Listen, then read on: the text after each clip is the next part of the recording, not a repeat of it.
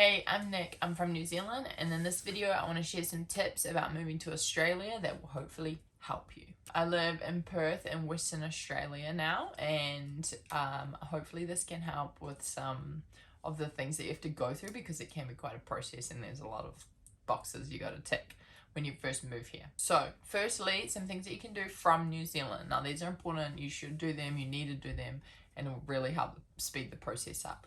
First of all, your bank in New Zealand should have a sister bank in Australia. So you can go into your bank in New Zealand before you even come to Australia and open a bank account here in Australia.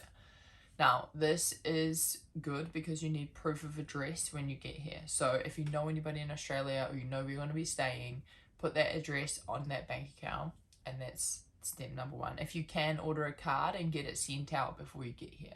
I think you might have to go into the bank before you can do that. But if you can, do that. Also, another thing you should get while you're still in New Zealand is your birth certificate. If you can get the real one or get a certified copy, have that with you. It's going to help as another form of ID along with your passport and driver's license if you have one. The third thing you're going to need is a letter of termination from your job. So if you're quitting your work, get them to write your letter and say, this person definitely left on this date to go to Australia. And this is going to help. It's like proof that you've left and you're actually moving here. You're not just coming for a holiday. Also, along those same lines, if you end your lease in New Zealand or you sell your house, bring that paper along. Bring that paperwork along with you, and that's also going to help. So they just need lots of documents to verify who you are and what you're up to. Some other things from New Zealand that you're going to need are going to be like 3 months worth of bank statements. Get them all certified and just copies of those. Just everything that you can that will help. Get references from your job, character references, so one personal, one professional. Get references from your landlords if you're looking to lease a house or anything here. Also, proof that your bond was paid back fully without any dramas or anything. If you have that, grab that as well. Get that certified. If you're looking for a place to lease or even buy over here, Domain and realestate.com are good. You also have options on Marketplace. It's just a little bit less secure. Usually here for your lease, it's 4 weeks rent, that's your bond, and then you have to pay 2 weeks in advance. So it can be quite a big upfront cost, but if that's your only option, then. Once you get here, you'll need to get a SIM card. Probably don't get one from the airport when you arrive. They have them there and they're free, but they're not always the best deals. If you can, go to a supermarket or a 7-Eleven. Supermarkets always seem to have them on sale. So like you'll get, $40 worth of credit for like $10 or something. So have a look in the supermarkets. That's where I find. And it doesn't matter if you're just going to be in the city and stuff. It doesn't matter which company that you go with. Just grab a cheap one if you're on a budget or if you're not really bothered about it. But later on, you can always change that same number onto whichever company you find is the best, because they're always changing. Okay, so once you're here, then go to the bank, get that bank card and get them to send it out. So that's another form of ID. It's got your name on it, and they have this thing here. It's like 100 points of ID. This is only in Western Australia. I'm not sure about the other states, but I'm guessing they're pretty similar. 100 points of ID, so you can have like your passport and driver's license, and then you need some other form. So it's normally a Medicare card or a bank card with your name on it and those sorts of things. So then your proof of address comes in and your bank statement, which you can get certified because you've already got a bank account. Pretty much just as many forms of ID and things that you can have with your name and address on it. That's what you need. Okay, so another thing that you're going to need to do, and you should probably do this pretty early on because it does take up to 4 weeks to process, is get your tax file number. So you need this. It's the same as your IRD number in New Zealand. Until you have this, you can work before that, but you will have to pay the highest rate of tax, so that's 47 cents on every dollar.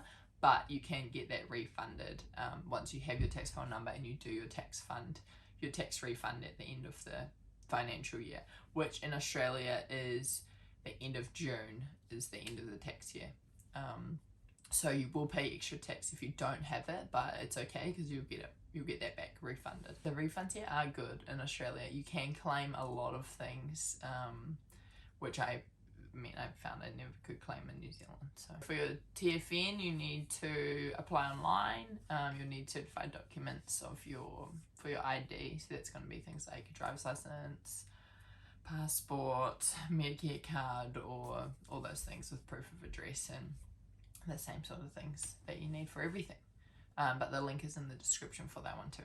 In your first week, you're going to be able to do these things. Also, if you want to transfer your license over, now this is a fairly straightforward one, but you do need a lot of those documents. So you'll need your license and passport, and then you're going to need a few other forms of ID, so something with your address on it and probably that bank card. But you can just go in and pay the fee, and they'll change you over, and you'll have the same licenses as you have. So if you have your truck license in New Zealand or your motorbike, it transfers over to that state that you're going to live in as well. Now, at the time of filming this, it's June 2022. In WA, they're just dropping the mandates for COVID. Whether or not it's the same for all the states, I'm sure. Also, businesses can keep those mandates. So if you are moving soon, you're going to need your international COVID cert if you are vaccinated from New Zealand. So you get that from the same place as you would have got your little QR and passport, your vaccination passport as well. So there's another certificate, and it's an internationally recognized one. So you need to get that, print that off, bring that with you. Once you're here, you can change that over to whichever state if they still require it at the time. And to do that, you'll probably need Medicare. You can do it without Medicare though. So we've just been through this with my friend who moved here, which is why I'm making this video, because I had some idea of what she needed to do, but there was a few other hurdles without having Medicare and a proof of address and things like that. So that's what inspired this video. So I really hope that it helps. And if you have any comments or any more questions, just chuck them in the comments there. I am by no means a customs officer or immigration help or anything, but I just know that it's a bit of a process, and so if this helps you at all, then great. So for Medicare, it's probably the last thing that you need to get. It is good to have a Medicare card just as another form of ID. Medicare is how you get like a discounted healthcare service here. So they do require you to have been here for 6 months if you just want to apply for it. But before, from New Zealand, you can apply. You just have to prove that you've moved here. So that's those documents, leaving your job, leaving your house in New Zealand, and proving that you're actually moving here, not just here for a holiday, because you don't actually need it if you're just here for a holiday. Alright, well, I think that's it for now. I hope that this helps, or if you know someone who's moving to Australia or thinking about it, share this video with them. Maybe it can help them get them on their feet a little bit quicker and easier. And yeah, subscribe for more, because I am going to be putting up a video of my job. I work in the mines in Australia, and also I'm traveling in Bali soon, and my friend is starting work in the mines, so I want to just document her story. And even if you're not moving from New Zealand, then this is fairly similar. There's some links in the description for like Medicare and things like that if you want to have a look. I hope you enjoyed this video, and I really hope that it can help somebody. Thank you for watching. Bye.